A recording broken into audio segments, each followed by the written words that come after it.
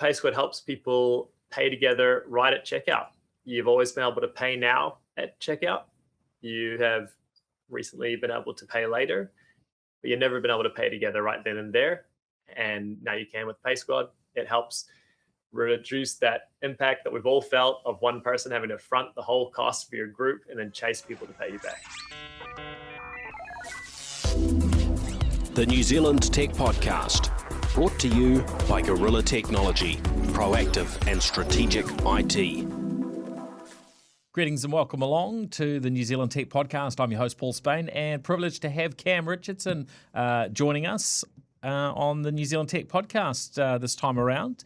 Cam is from Paysquad. How are you, Cam? Doing really well, Paul. Kia ora. How are we doing? Great.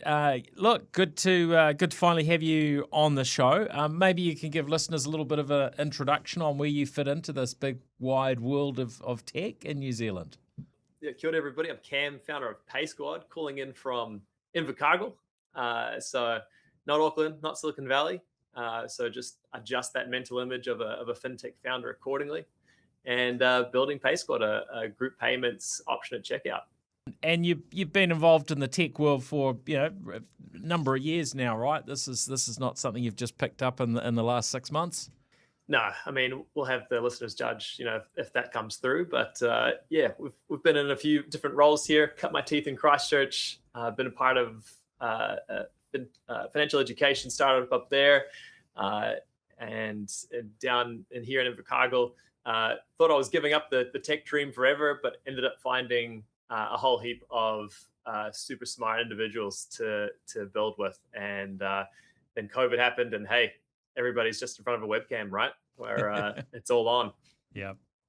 Oh, good stuff. Well, let's jump in. Of course, a big thank you to our show partners, Spark, 1NZ, 2 Degrees, Workday, Fortinet, and Gorilla Technology. And a little reminder, we have the New Zealand High Tech Awards Gala Dinner coming up very soon. Always an awesome event to be part of. So if you haven't grabbed tickets, I think there are still probably a few available. So well worth jumping in. They do usually sell out. So suggest not leaving it to the last minute if you want to be there. Now, a bunch of really interesting New Zealand and international sort of tech newsy type topics keen to delve into. Probably the first one is news of Amazon scrapping their plans for West Auckland data centre, taking apparently an estimated $45 million write-down. This decision, I understand, reflects this is what we've heard reflects changing global infrastructure priorities, cost pressures, and weaker demand forecasts than rather than any concerns sort of specific to New Zealand. But this is I think quite fascinating, because when AWS had their event in New Zealand, where they were sort of unveiling a local presence in New Zealand with with data center sort of capability, it ended up being a bit of a train wreck for them when it came to the public relations, because it turned out that they were really sort of leasing other people's space rather than really launching a full operation in New Zealand at that time. So so I mean, just interesting to follow. Obviously, a big win for Microsoft with their investments locally with their Azure data centers, and I guess potentially this makes other people's investments, including Invercargill, where there's we're hearing around AI data center type capability potentially coming online in the future. So yeah, fascinating. What are your thoughts on this? Cam, I guess as a developer, a startup founder, shall we say? You need to leverage, I'm sure, varying cloud infrastructure. Is this sort of something you think is important to New Zealand to have that infrastructure from AWS, or we'll cope with AWS's really sort of strength for our market being out of Australia? Yeah, absolutely. Look, it's a good day to be on Azure, to be honest. We're very embedded in the Microsoft stack. We do have some like geo redundancies built in, but we do benefit from having a bit of local competition as well. I found it pretty interesting. I was talking to some people over in Dallas recently, and the Amazon had a kind of one of their best ever earnings from AWS, just a couple of days ago as well. So you kind of get the feeling that there could have been some wiggle room there. I think their revenue was up like 37.6 billion. And it was like the fastest growth in like 15 quarters or something. Yeah, So yeah. you get the feeling that it wasn't necessarily capital constraint, but there may be some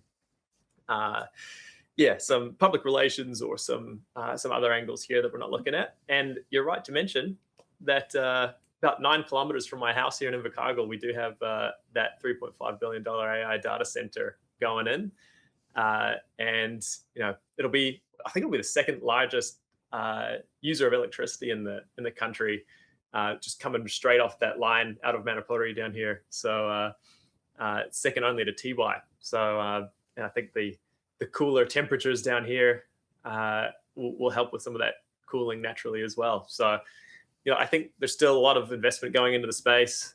Yeah, it's going to be helpful for technology and particularly power hungry technology being developed in the space. Yeah, and look, we don't have a full picture. This is part of the challenge. Companies like Amazon don't necessarily sort of share the full story, but some of it comes through publicly when there's a level of accounts and so on that that get shared. It is understood. They've still got considerable New Zealand assets, and they are. It's not like they're walking away from New Zealand entirely. I guess it's looking more like they will lean down that direction of leasing capability rather than necessarily completely owning everything in this market. So we'll I guess watch with interest, but as I said earlier, they haven't necessarily kind of helped their own cause with their previous announcements, not maybe creating a bit of confusion, shall we say. So but that's right. I think great for New Zealand to have AWS, in the market, even in their current form, and for that to grow. It's great for there to be competition. It was still, it was a surprise to me when we, started getting these announcements of local data centers from the big hyperscalers, and great that what we've got here is here, and that there's more investment coming on stream. All right, on to other topics. There has been, I guess, a growing security concern over Chinese smart vehicles, and the concern around what risks that connected cars might pose to national security, data sovereignty, and privacy. These things have been raised, I guess, over a period of years, but a local New Zealand entity that looks at civil liberties, and how we do the best for our New Zealand people, called Pillar NZ. Have raised these concerns, and this, I guess, comes in addition to other concerns that have been raised in in other countries, Australia, UK, the USA. Even their Department of Commerce has enacted a rule, I think last year, to block connected cars from nations that are considered their adversaries, China and Russia specifically. Which, I find this quite fascinating because we're in a time now where we're clearly on the move away from the last few decades where there was a huge dominance of Japanese brands being the predominant vehicles acquired in New Zealand, either new or through the Japanese second-hand vehicle imports. And then, of course, there's been American cars and there've been European cars, but that's really been flipping to where the Chinese made cars are becoming, the most common, new vehicles coming through. I was looking at the recent EV sales, and it was, I think number one, number two were Chinese vehicles for April, and I think probably the Tesla Model Y was coming in third. Those things move up and down each month depending on ships arriving and the like, and of course EVs have sales have been doing very, very strongly with the current challenges when it comes to petrol and diesel prices. There's a whole lot going on here, and announcements from the likes of BYD around just insane charging speeds from getting from 0 to getting very close to 100% in sort of sub 10 minutes on some of their new batteries and other batteries coming out of China. So I think this is something, if we were to put in place a similar ban to the US, I don't think people would be particularly happy about it. But I think it's important that we do look at these concerns and take them seriously. Yeah, big time. It feels almost like the kind of TikTok type scare of the last couple of years, but maybe on steroids if you think about it, in terms of the physical geolocation mapping, all that sort of thing. One of the things that I like to have as a bit of piece of trivia is just how big the BYD factory is in Zhengzhou. Like the super factory there is bigger than the city of San Francisco. It's 130 square kilometers. That's insane, isn't it? Which is complete. I can't even imagine what that is. But you just think with that level of scale, I think consumers in New Zealand want the upside of cheap cars that we connect to cheap electricity, that have amazing range. One of the BYDs was saying that they could have like 1,000K range soon. Just incredible things. But yeah, maybe there is another angle to this that's worth being cognizant of, about the data capture, data sovereignty, and that sort of thing.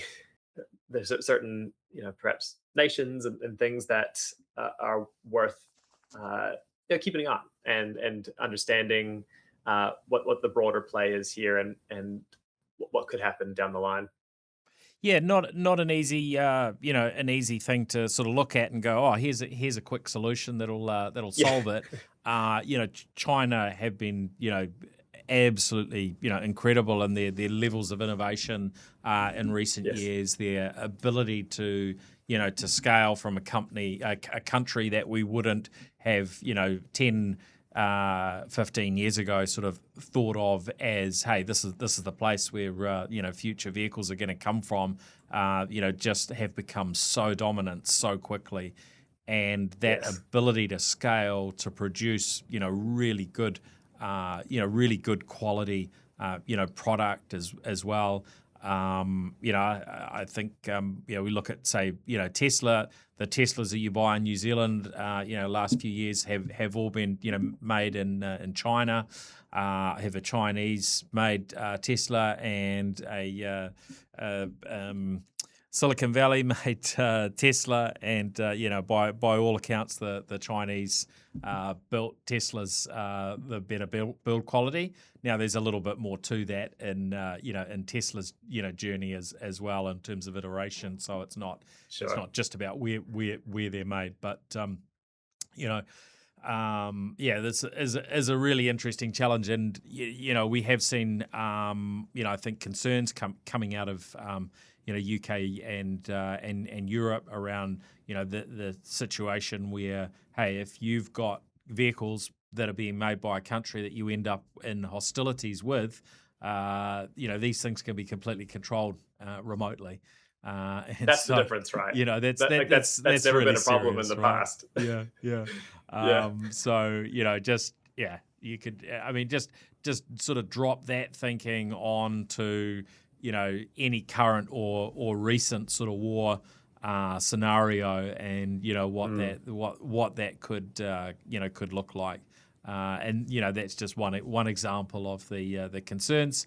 And of course, the US are in this position where generally they don't have Chinese cars. I did read that, for instance, in Mexico, the Chinese cars are becoming very popular, and some folks from Mexico will buy their car there, and then they'll travel across the border to university or what have you, right? And so it's not as though they're not allowed in the country entirely, but but at this point, largely non-existent. Meanwhile, you see all the videos doing the rounds online of all the incredible things that Chinese cars can do for very low prices, but are not available there. So on a New Zealand front, we've seen ChargeNet moving forwards with their app and their sort of capabilities. Now, ChargeNet probably largely known as the leader in New Zealand when it comes to electric vehicle charging. And I've, probably that'd be if I'm traveling away from home, they would be the main company I would use for charging my car when I look back over the last sort of 6 years or so.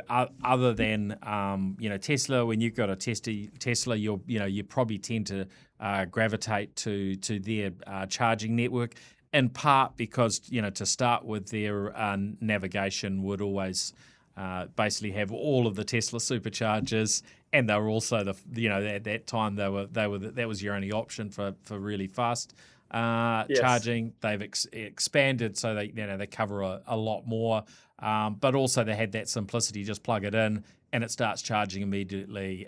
There's communication between the network and the car. It knows what's going on. You don't have to think around how's this being paid for and so on. But encouraging to see that ChargeNet have landed in a similar sort of place from a simplicity perspective.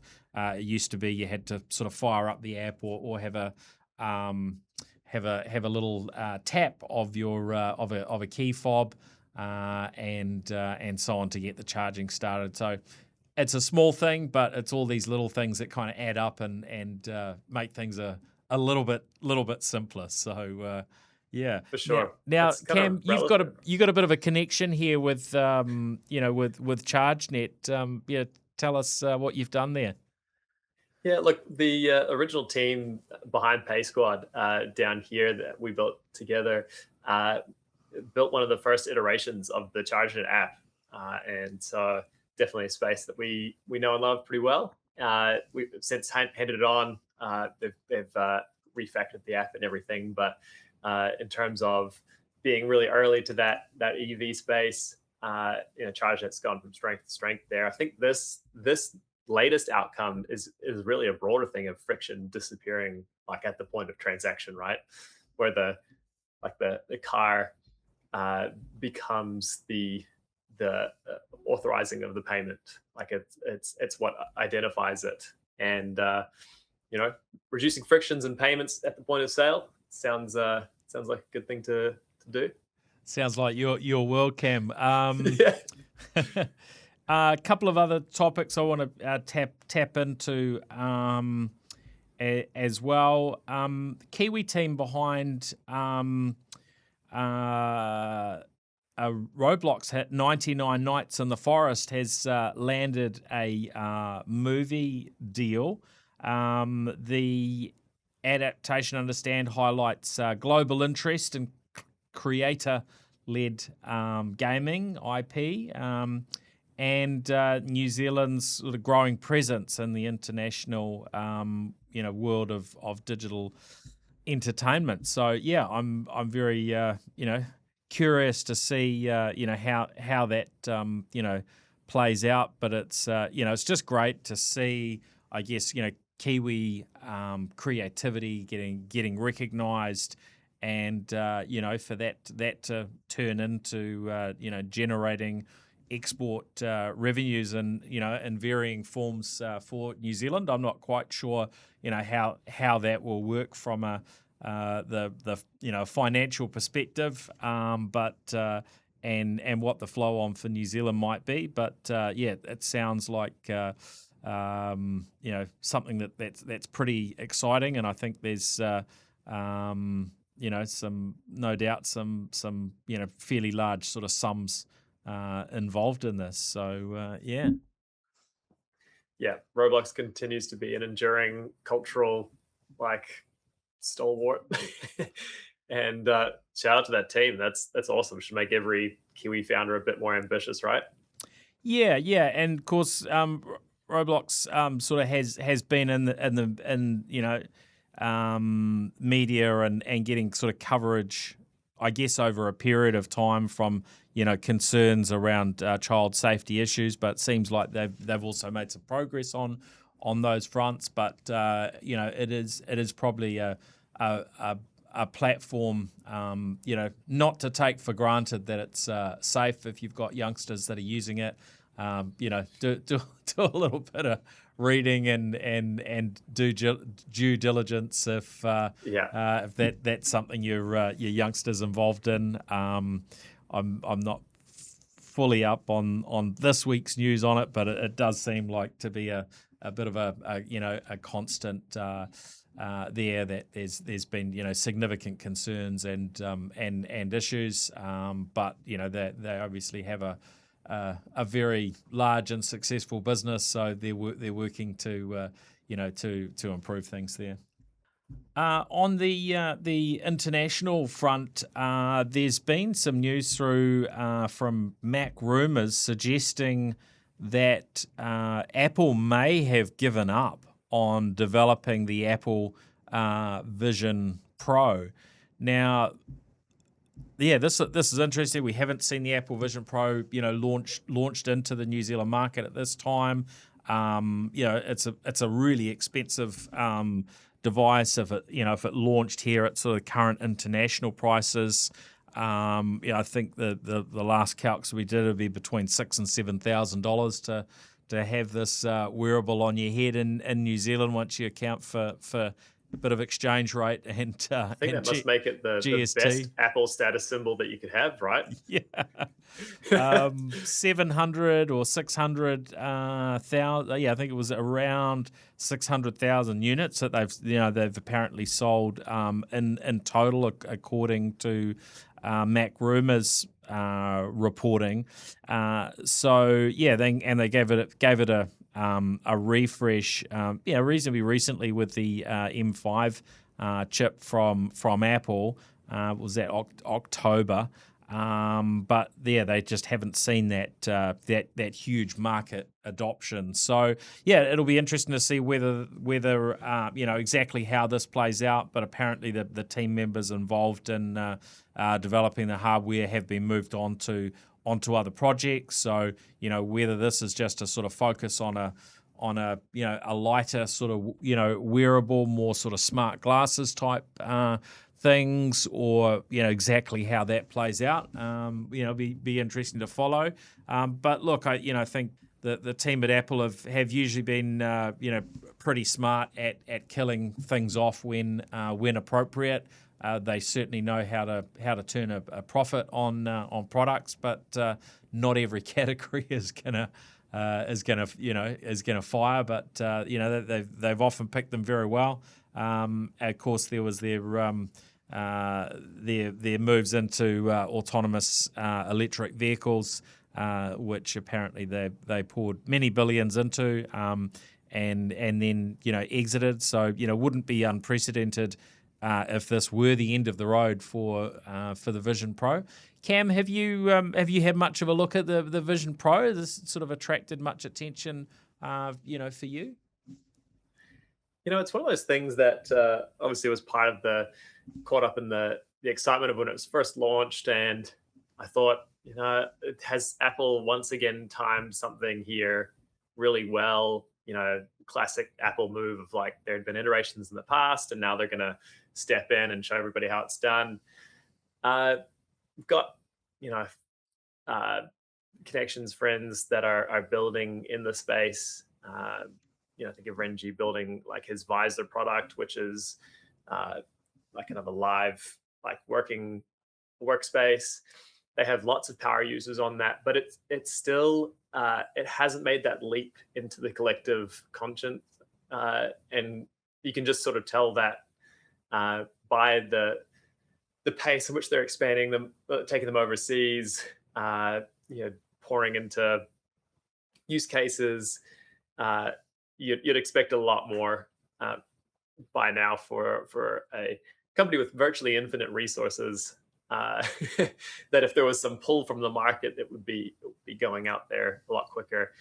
It again just feels like a really hard form factor to break into.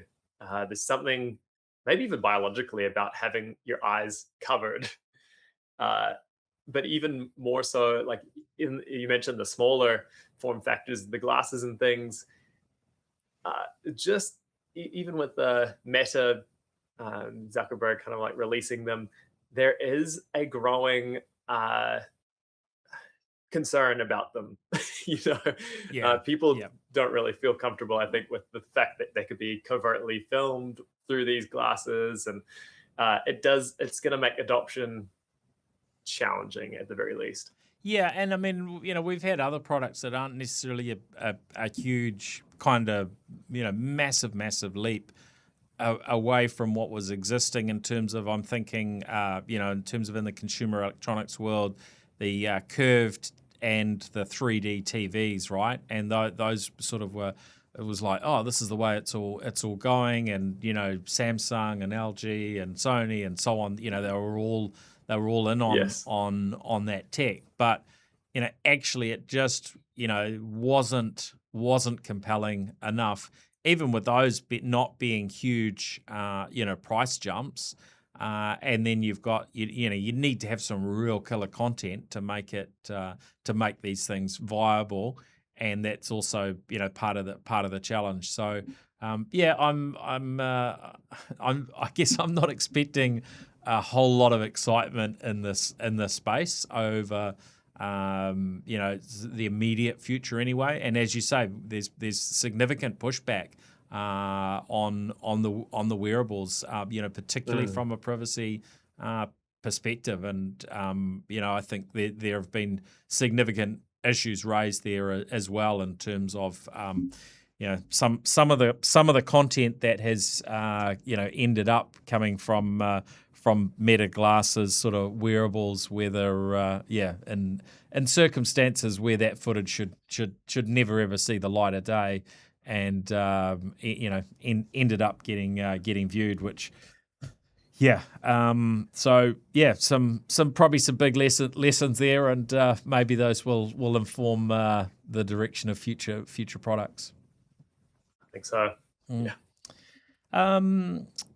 Couple of other things, just sort of, I guess, tapping into the AI world.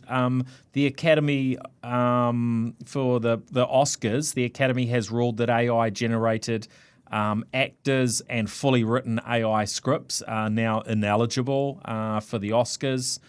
New rules require human authorship and performance, reflecting industry concerns over consent credit and the growing role of generative AI in filmmaking.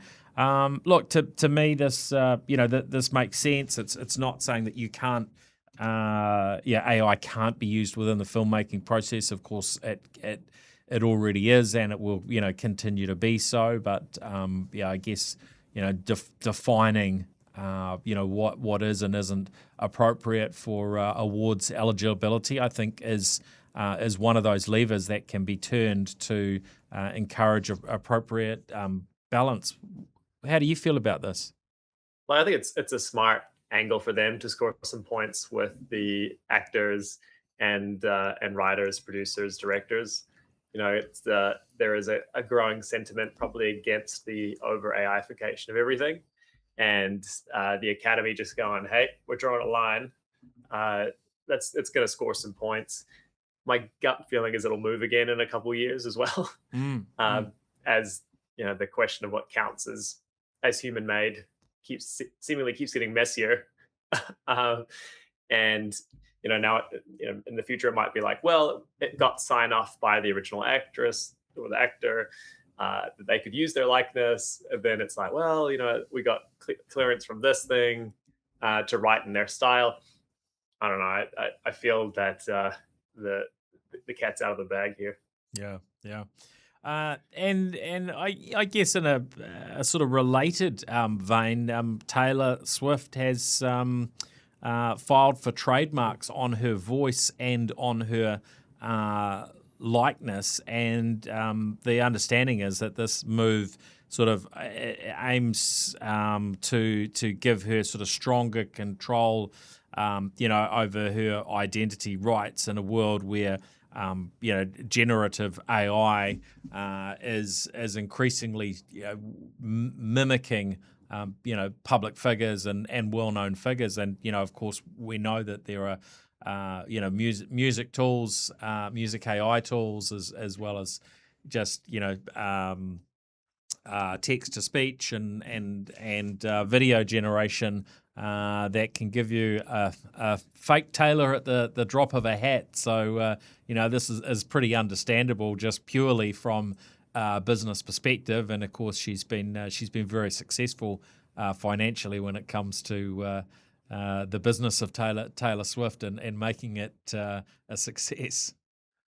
Absolutely, she's always been quite aggressive on an IP stance, and to the point of, I remember a few years ago I had an idea for a clothes service that measured you and then produced clothes that fit you directly. And I thought, actually, if we just call this Taylor, Tailor Swift, we will inevitably be pulled into a legal fight. That could be a great marketing stunt.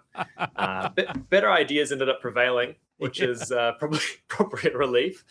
But that, she's, and to her credit as well, I mean, she's forged a lot of this path herself.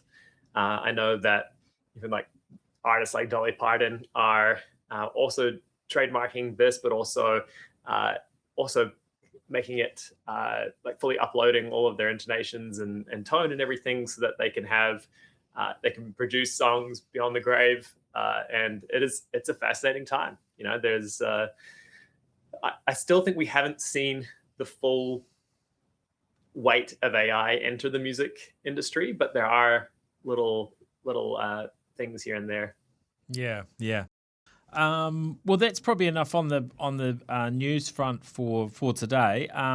Keen to delve into hear about Paysquad. Now we're experimenting with a new little bit of a new sort of segment format on startup. So I'm going to give you some sort of quick fire questions, and then if we've got time after that, I might delve in for to hear a little bit more about Paysquad. So first up, maybe you can just break down in very sort of short form what Paysquad does. Great. So Paysquad helps people pay together right at checkout. You've always been able to pay now at checkout. You have recently been able to pay later, but you've never been able to pay together right then and there. And now you can with Paysquad. It helps reduce that impact that we've all felt of one person having to front the whole cost for your group and then chase people to pay you back. Fantastic. So how big is that problem of people, potentially wanting to pay together? That's the problem you're trying to solve? Yeah, some of the friction involved with paying together, pretty small. 30% of Gen Z share the cost for something every day. And 60% of millennials and Gen Z share the cost for something every week. Wow. And it's a fast-growing payment trend that's only being driven further by our cost of living crises, our digital connectedness, and many other factors as well. So describe what the solution is from Paysquad. Cool. So our three big verticals right now are retail, ticketing, and travel. Let's imagine you're going to a Super Rugby game. You're buying 6 tickets for you and your friends. You want to actually sit together. One person is having to front the cost for all 6 seats. They're paying, and then begins the arduous task of chasing people to pay you back. With Paysquad, instead of purchasing the whole thing, you just pay for your seat, and then we generate you a link that you can share with those same friends in a group chat. You can share it anywhere in the world. People then can come in and claim their ticket, and when it hits 100%, the order goes through automatically. And from the merchant side, they're now connecting not just with the person that made the original purchase of the 6 tickets. They're able to connect with each and every fan that's coming to the game. And so there's a data angle for them and a high value conversion opportunity there as well. That extends really well to group gifting, for the 21st. I think the real genesis story behind Paysquad was at my 21st in Christchurch. My friends filled our place with smoke and rolled out a 3-wheeled motorbike as my gift. And I remember just being absolutely shocked. I asked them, how on earth did you do this? We were kind of struggling as students at the time. They said, Cam, everybody at the party chipped in to get this for you. And that framing there of realizing how much more is possible when people do things together is the core idea behind Paysquad. And I became the guy that was always organizing group payments and running into all sorts of friction, and realized that we were still using the same tools to pay together that we were using 10, 15, 20 years ago. And that there was a real opportunity at checkout to have some dual-sided value created. Yeah.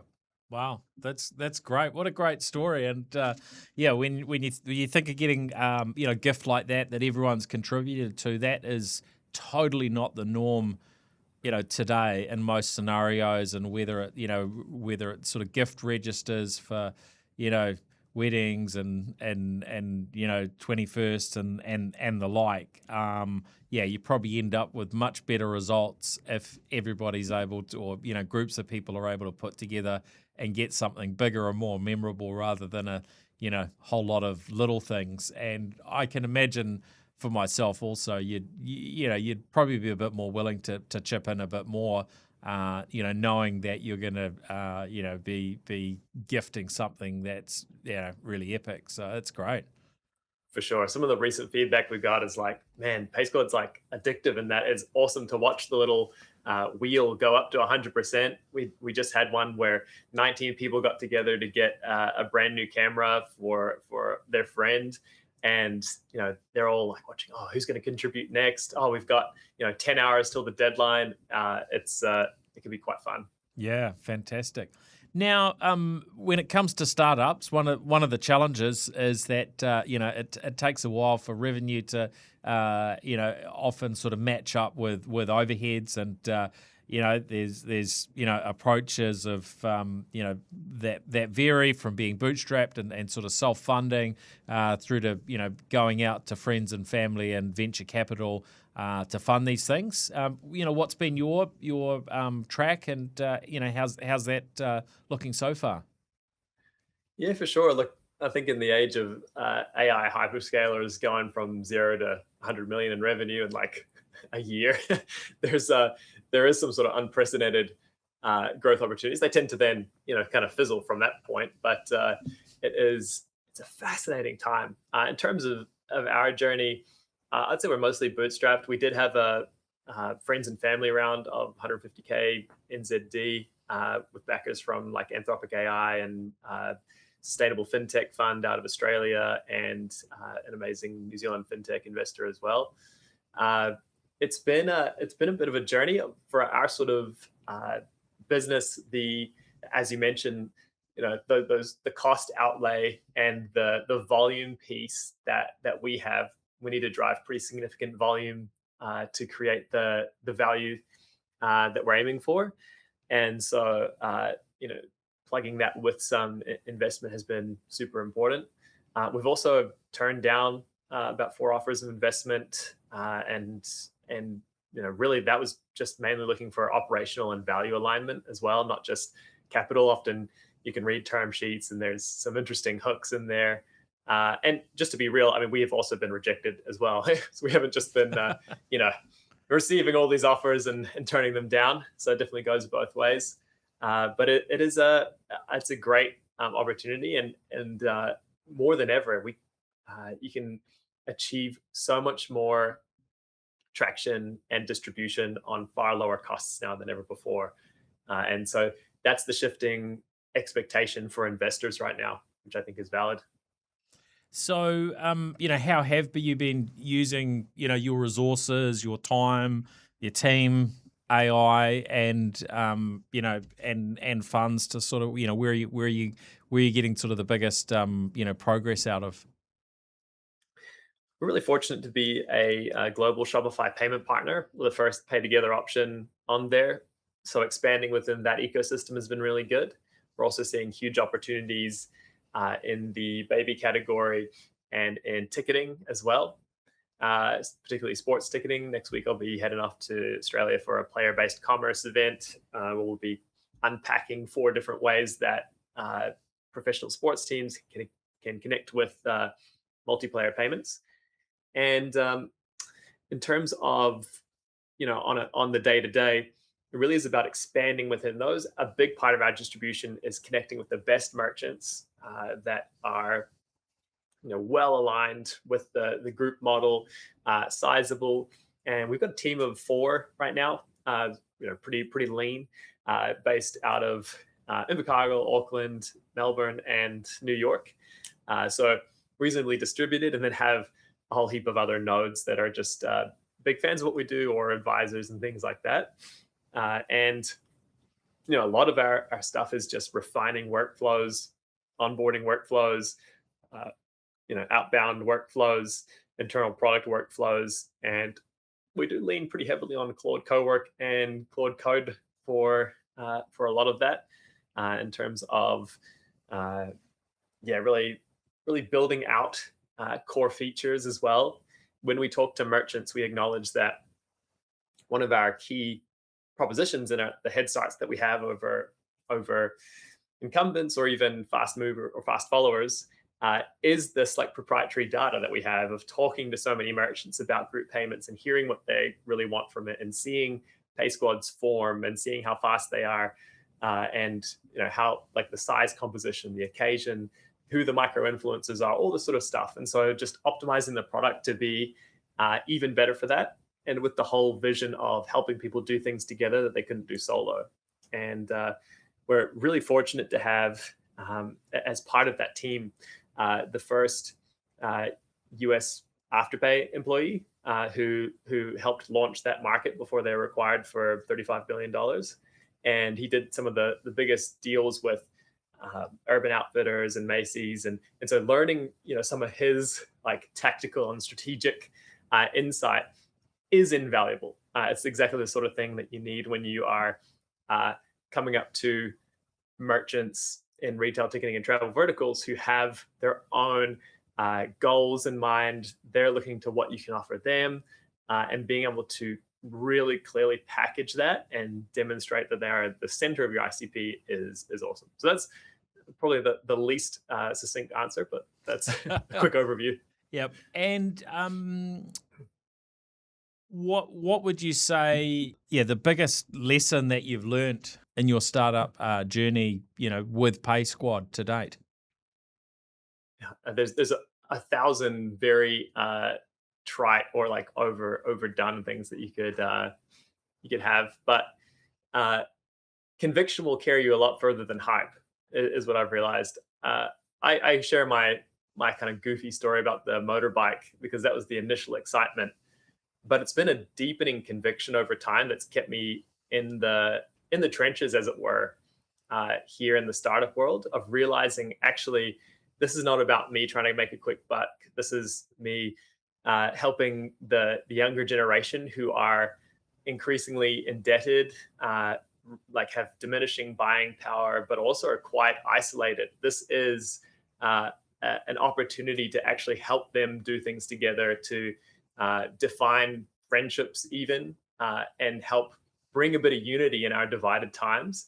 And it just means you're able to take the knocks that you get, and that's the truth that you go back to. Is like, oh no, I'm not doing this for my own ego, not doing this for huge sums of money. It's like actually there is an impact here that I can't ignore, that is driving me every single day. That's the core of it. Fantastic. And is there a future sort of milestone or goal that's coming up for you in the future that you can share at all? Pay with friends option at every checkout's is one of the big aims. But for us right now, we're really excited to be going through an absolute step change. We're onboarding over $1 billion in merchant footprint GMV. So in terms of the total cumulative size of the merchants that we're bringing on in the next month, sits at about that $1 billion mark. And that is well over 10x what we're currently doing. And we've never had such aligned merchants finding us, on ChatGPT, on Google search, because we are quite a novel solution with virtually no direct competitors. It has been, just brilliant to see that happening, and I think that's really going to set a standard and put us out there a lot more. I was going to say put a target on our back, but in a more positive way, it's going to put us out there so that more people can understand the opportunity in group payments and the benefits that are far more than what originally meets the eye. Fantastic. That's great. Anything else that you want to share about Paysquad, Cam? There is a tendency to think about, hey, how can we unlock AI from a product level, from a business level, to unlock more funds? And so I definitely shunned away from ever having an AI angle to Paysquad. And it's only been recently that I've been getting a little more excited about the agentic future of group payments. And I only share this to say, basically, we didn't want to just slap an AI sticker on Paysquad. But when you come into a certain problem in front of you, like how can we get more variety of products that could be purchased with Paysquad? How can we have groups coordinate even quicker? And the best answer that's out there is AI, is some sort of agentic flow. And that feels a lot more natural, right? And you're like, okay, this is actually the technological direction that we want to take things, not so we can grab some VC bucks or go rah, we're AI now. But actually to solve the core problem that you're trying to solve. It was just a far more pure angle to it. And it's worth mentioning. Yeah. So what might that look like? Break that down for someone who's curious to sort of understand it more. Sure. We're in the early stages of really coming in with some agentic protocols in commerce that will allow agents on behalf of individuals or on behalf of groups to be able to connect the dots to checkout, so that you're not having to go through, enter all your details, select your payment method, that your agent can just do that for you. And then if you imagine a group of agents all representing individuals within a group that have perhaps done something together. Say they've gone to a Super Rugby game 2 weeks ago. Now they want to go to another one. It really is just an authorization, a thumbs up. Yeah, we all want to go. Boom, you go and make the purchase for us. and suddenly all those tickets are in your accounts, ready to go, as opposed to, all right, guys, quick, I'm going to go book them right now. I'm going to chase you up to pay you back.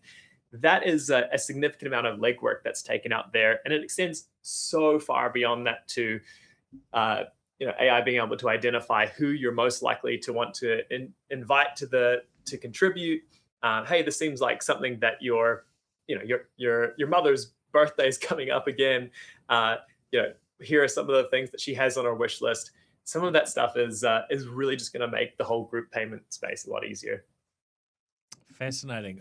There's a lot more we could probably dive into on that on that topic, and I'm sure there's a lot more in your head in terms of the things that you're thinking. So, but we'll leave it there. That's fantastic. And for those that are wanting to find out more, where do they go to hear a bit more of the Paysquad story?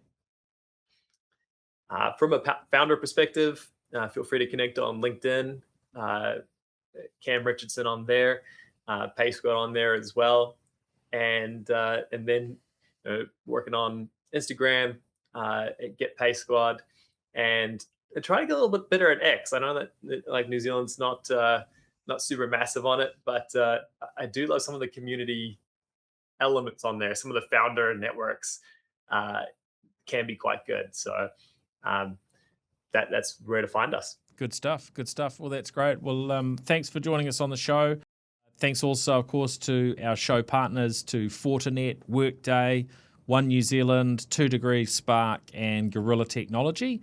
That's us for this week. We will, of course, be back again next week with another episode. If you've been listening in, have a look. We do have video streams as well now, or if you're watching the video, make sure you're also following us on your favourite audio platform as well. That's us for this week. Paul Spain signing out, and we'll catch you on the next one. See ya. The New Zealand Tech Podcast, brought to you by Gorilla Technology, proactive and strategic IT.